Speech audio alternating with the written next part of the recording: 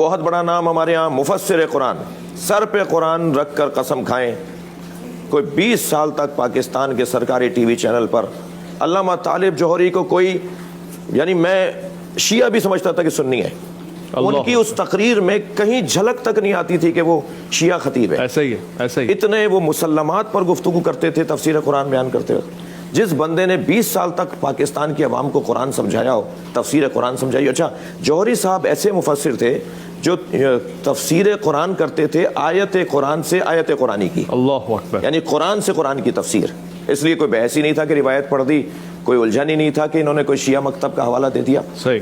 ایک بندہ جو اتنے مدت سے اس ملک کے اندر، اور پھر آپ ان کے لیے نازیبا الفاظ کہتے ہیں، آپ ان کے لیے انہیں گالیاں دیتے ہیں. اگر ان کے سے متعلق کسی نے کوئی بات کی ہے تو اسے بات کی جاتی، اسے سمجھایا جاتا، انہیں متوجہ کیا جاتا. اور مجھے تعجب ہے کہ اتنے بڑے بڑے لوگ ہم کیا پڑھا رہے ہیں مدرسوں میں.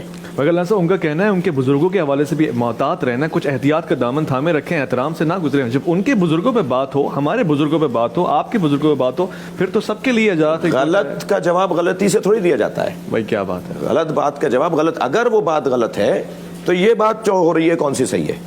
تو غلطی کا جواب غلطی سے نہیں دیا جاتا.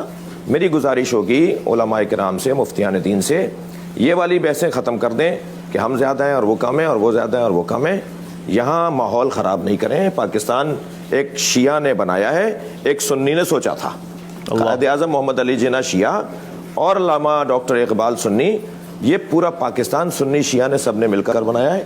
ہمارے یہاں اقلیتوں کا بھی حصہ ہے پاکستان کے، ایسا ہی ہے، ایسا ہی. لہٰذا ہمیں تناؤ کی طرف نہیں لے کے